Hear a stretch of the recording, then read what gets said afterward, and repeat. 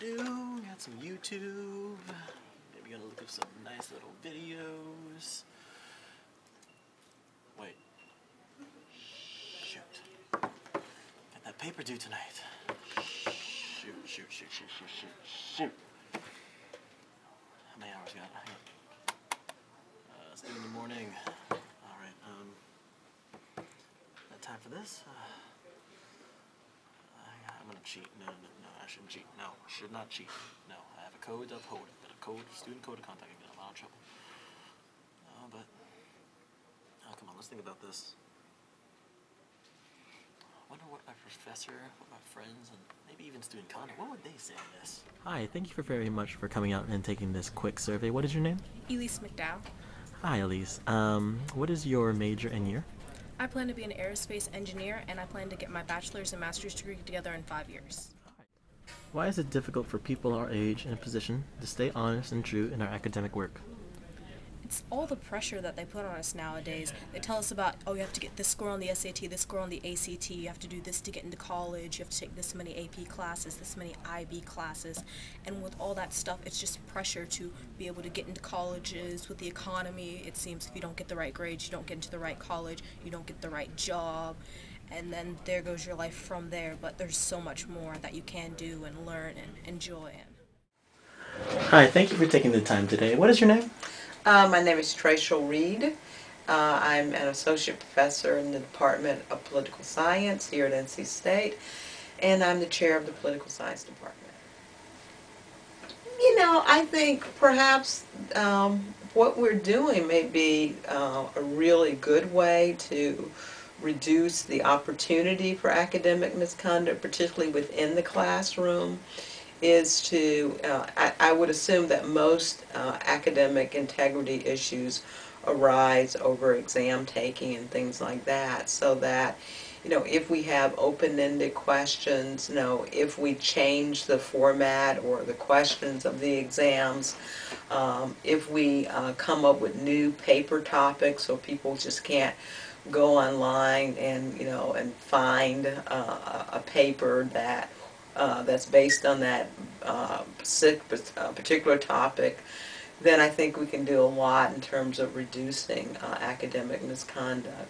And I guess also just to be very wary of, you know, possibilities of academic integrity violations, you know, and using the tools that are available to us in terms of, you know, things like Google Scholar and Google Advanced Search tend to be very helpful in identifying instances where papers are plagiarized or, you know, either significantly or totally plagiarized.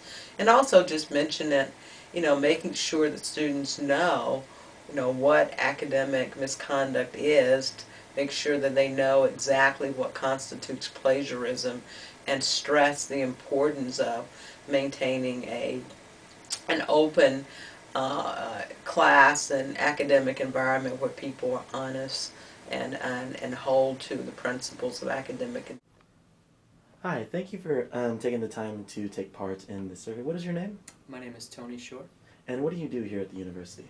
I'm one of 2 assistant directors in the Office of Student Conduct. And why is that important to you in university? What is student conduct?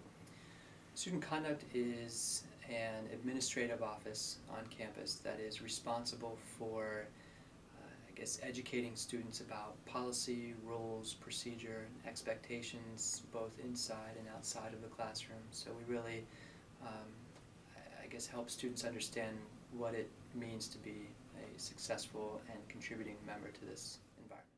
Question 3. With the years of experience you have in this matter, what do you think are the implications on the college community when students cheat or lie? So I think the peer-to-peer implications are the most immediate, probably felt the quickest. If I'm in a classroom and you and I are supposed to take a test on Friday, and you've spent 13, 14, 15 hours studying for that exam, and I didn't. I just said, you know what, I'm going to write some answers on my hands, I'm going to take this cheat sheet in the class with me, and that's how I'm going to get my grade on that test. you feel cheated. I, by definition, have given myself some type of unfair advantage, and I've probably ruined the curve for you. So for the project, for this test that you studied so much for, that you spent so much time preparing for, you might end up getting a lower grade than I do because I didn't do the right thing. I didn't do the ethical thing. So there's a level of unfairness at the peer-to-peer level. There's a level of unfair academic advantage. There's a damage to the grading curve that's there. But I think that's one of the more immediate reactions to cheating and lying. I think some of the deeper implications for academic misconduct, for cheating and lying, rest at the community level and have a lot to do with the institutional reputation. I mean, NC State is an excellent, excellent institution, but it became that way because of its reputation for academics and for the numerous alumni who leave after graduation and they excel in their jobs. People that hire folks from NC State know that they know what it takes for students to be successful here. Now, if we start graduating students who the only reason they graduate is because they cheated and they lied to get through, then they're not going to be successful when they get out there in the field, and they're going to stop hiring NC State grads. So effectively, that diminishes the value of the diploma. And so people work, they spend 4 or 5 years working for this piece of paper. It has to mean something when they leave here. And the way that we work to keep and maintain the value of that diploma is by confronting those who cheat and those who lie. If you had the ability to talk to a student in his or her head during an assignment and he or she was considering what would be considered an academic violation, what would you say to him or her to stop them and convince them otherwise?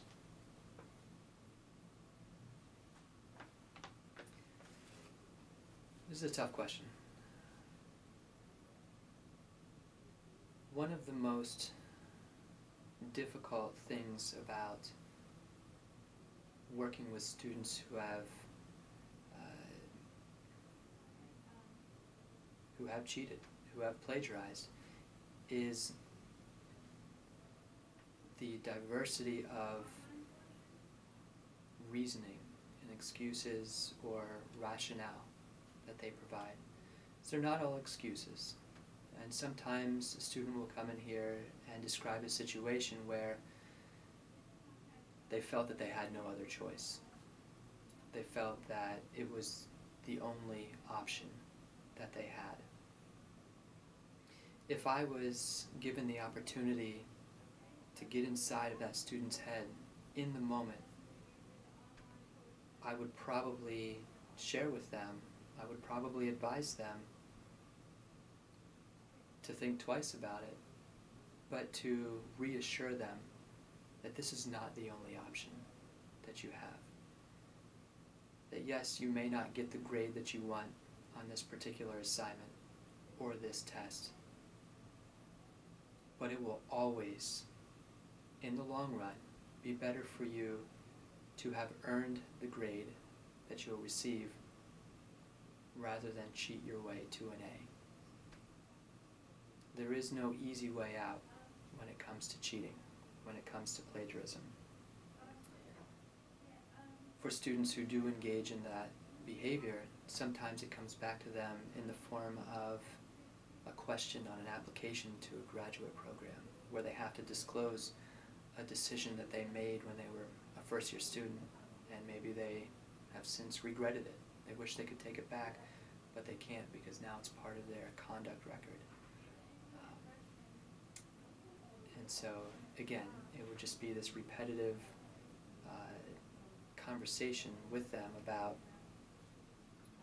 how will this impact you down the road, and to know that this is not the only option that you have. let's talk about other ways that you can complete this test and still feel comfortable with it. Hi, thank you for taking this quick survey. What is your name? My name is Ethan Drake. And what is your major and year? I'm an incoming freshman, and I'm planning to double major in Spanish. Do you and believe the mechanical faculty of this school truly understand every aspect of why our generation of students are more likely to lie or cheat? If no, what do you think they are missing or not understanding? I don't really think they truly grasp the subject about why students cheat, because they're not students and they're from a different era than modern day students are, and so times are constantly changing, so it was probably different back then for students than it is now. Maybe just a slight difference, but there's still a difference. So I don't think they can completely understand what it's like for students that do cheat. And I think a way that they could understand it is if they got to know the students more on a more personal level instead of just statistically, because statistics can only take you so far before it just becomes a big generalization that isn't very accurate. What is your name? Tiffany Henry. And what is your year and major? I'm a junior in zoology. Have there been any notable moments in your life where you felt giving up your principles and values was worth the risk or reward? I think the only time that would work is if you're in a comfort zone and you need to take a risk to step outside to get a bigger reward. Aside from just straight up giving up your values, though, I don't think that's worth it. But college, of course, is a place for growing, advancing, learning new things, meeting new people. So I believe just step outside your bubble. Get outside your bubble, actually meet people, say hi, talk to random strangers. That's good, but don't justify what you think is right or wrong just to get something in that. Are there any better ways to help students who feel pressured or have conducted academic dishonesty other than simply punishing them for their actions so that they may be better students? I definitely think a form of counseling could help. For instance, if someone's found cheating, instead of just completely saying, all right, you are banned, you can never come to NC State again, we're going to tell all the other colleges you can't go anywhere. Instead, of course, maybe a suspension of a semester or two, and then give them an opportunity to prove themselves. With higher monitoring, for instance, proctored exams, and they have to take all their essays and tests and everything in a secure area. It shows a little bit of untrust, but you have to prove yourself once you lose someone's trust anyway. So I think, given the opportunity, people can change. Do you believe that the faculty of this school truly understand every aspect why our generation of students are more likely to lie or cheat? If no, what do you think they are missing or not understanding? From personal experience, I don't think that they fully understand. Honestly. We won't mention the personal Yeah. experience. But, for instance, like they say, oh, you shouldn't cheat on this, but sometimes if someone's working 3 jobs just to be able to afford school, sometimes they don't have time to study. Sometimes they're just like, all right, well, maybe it is just easier to Google something and then reteach myself later. But if you go into a test and you're just like, all right, well, I learned it this way, and the teacher's like, oh, no, you cheated, bye. It's not so much as a fair standing, I guess you could say. Definitely a perfect example would be like the homework assignments. Like a teacher can give like 10 web assigns during a week, and they're all due right before class, and you're just like, all right, I'm trying to study, I'm trying to pass this class, I'm also trying to work.